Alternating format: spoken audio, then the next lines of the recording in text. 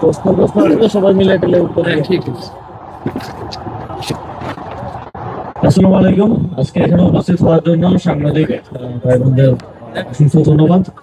আপনারা জানেন আজকে আমরা কেন এখানে সংবাদ সম্মেলন করছি। আমরা ঈদ মিছিল নিজস্ব 2000 অ্যানাউন্সমেন্ট করার জন্য আজকে এখানে একত্রিত হয়েছি। আপনারা জানেন যে আহ, দীর্ঘ এটা বাংলাদেশের এই অঞ্চলের অনেক পুরনো ঐতিহ্য। আমরা এখন সরাসরি আমাদের প্রেস রিলিজটি এবং আপনাদের কাছে সরবরাহ করা হবে। ঢাকায় নাগরিক উদ্যোগে ঈদের মিছিল ও 3 দিন ব্যাপী ঈদ উৎসব। আসন্ন ঈদ উল ফিতর উপলক্ষে 3 দিন ব্যাপী ঈদ উৎসব সহ ঈদের দিন রাজধানীতে বর্ণাঢ্য ঈদের মিছিল আয়োজন করা হবে।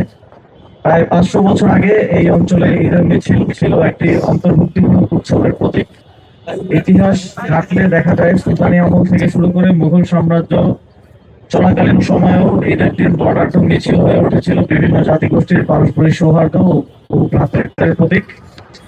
হাতি ঘোড়া ও বিভিন্ন বাদ্যযন্ত্রের সুরে ঈদের মিছিল নাগরিক জীবনের প্রাণবন্ত সামাজিক উৎসব হিসেবে উদযাপিত হয়ে আসছিল। কিন্তু পরবর্তী সময়ে ঔপনিবেশিক শাসন ও উচ্চজাতির জমিদারদের সাংস্কৃতিক দমনে ক্রমেই ক্ষীণ হয়ে আসে এই উৎসবের আমেজ।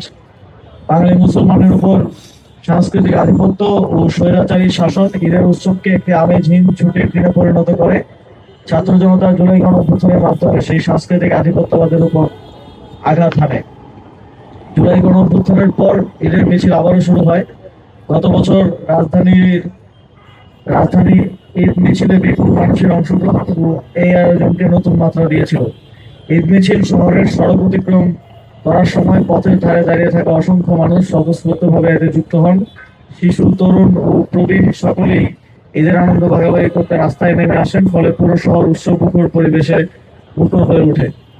এই ধারাবাহিকতায় এই বছরও নাগরিকদের অংশগ্রহণে আয়োজন করা হচ্ছে ঈদের মিছিল। এবার শুধু ঈদের দিন বর্ণাঢ্য মিছিলই নয়, বরং ঈদের আগের দিন থেকে টানা 3 দিন যাবত উদযাপিত হতে চলেছে ঈদ উৎসব। ঈদের আগের দিন চাঁদ রাতে রাজধানীর রবীন্দ্র সরোবরে আয়োজন করা হবে মেহেদি উৎসব ও সাংস্কৃতিক সন্ধ্যা। ধর্মবর্ণ নির্বিশেষে নাগরিকদের যে কেউ এই মেহেদি উৎসবে সামিল হতে পারবে। চাঁদ রাতে চলবে ঈদের গান, কবিতা ও নানা আয়োজন। ঈদের দিন সকাল 10টায় জাতীয় ঈদগাহের সামনে হাইকোর্ট প্রাঙ্গণ থেকে ঈদের মিছিল শুরু হবে। ঈদের নামাজের পর রাজধানীর বিভিন্ন পাড়া মহল্লা থেকে নাগরিক উদ্যোগে ঝটিকা মিছিল নিয়ে 10টার আগেই সবাই জড়ো হবে। ঈদের বর্ণাঢ্য মিছিলটি দোয়েল চত্বর হয়ে কেন্দ্রীয় শহীদ মিনারের সামনে থেকে শাহবাগ মোড়ে গিয়ে শেষ হবে। বিভিন্ন স্থান থেকে জড়ো হওয়া ঝটিকা মিছিলগুলোর মধ্যে সবচেয়ে জাঁকজমকপূর্ণ মিছিলকে পুরস্কৃত করার উদ্যোগ গ্রহণ করা হয়েছে। ঈদের মিছিলে ঐতিহ্য অনুযায়ী থাকবে বিভিন্ন ঐতিহাসিক চরিত্রের উপস্থিতি, প্লেকার্ড, হাতি ও ঘোড়ার গাড়ি ইত্যাদি। ঈদের পরদিন ঐতিহাসিক সোহরাওয়ার্দী উদ্যানে আয়োজন করা হবে ঘুড়ি উৎসবে। ঢাকার প্রাচীন এই ঘুড়ি উৎসবকে ঈদের উৎসবের সঙ্গে পালন করার মাধ্যমে অন্তর্ভুক্তিমূলক বাংলাদেশের সাংস্কৃতিক চর্চার একটি মিথস্ক্রিয়া তৈরি হবে বলে আমরা বিশ্বাস করি।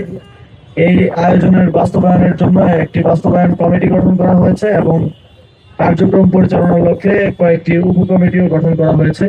শিশু কিশোরদের আগ্রহী করতে ঈদের মিছিলের বড় একটি অংশ জুড়ে থাকবে কিডস জোন। শত বছরের ঐতিহ্যপূর্ণ এই ঈদ উৎসবে ব্যাপক উপস্থিতির প্রত্যাশা করা হচ্ছে। নাগরিক উদ্যোগে এই আয়োজন বিধায় সর্বসাধারণের আর্থিক সাহায্য গ্রহণ করা হবে। এছাড়াও স্বেচ্ছাসেবী যে কোনো তরুণও যুক্ত হতে পারবে এই আয়োজনের সঙ্গে। আমাদের আপনারা জানেন যে ঈদ মিছিল এই অঞ্চলের একটি ঐতিহ্য এবং প্রায় 500 বছর আগে নিয়মিত এই ঈদ মিছিল আয়োজিত হতো এবং এর মাঝেও বিভিন্ন সময়ে বিচ্ছিন্নভাবে এই ঈদ মিছিল আয়োজিত হয়েছে। গত বছর আমরা ঢাকা নর্থ সিটি কর্পোরেশনের উদ্যোগে সেটা আয়োজন হতে দেখেছি এবং আমরা দেখেছি যে ঢাকার মানুষ সেটাকে খুব সাদরে গ্রহণ করেছে এবং ঈদের দিন একসাথে এসে আনন্দ উদযাপন করেছে। এবার আমরা সেই সুযোগটা তৈরি করতে চাই এবং সেই জন্যই আমরা ঢাকার নাগরিক উদ্যোগে এবার ঈদ মিছিলটা আয়োজন করতে চাচ্ছি।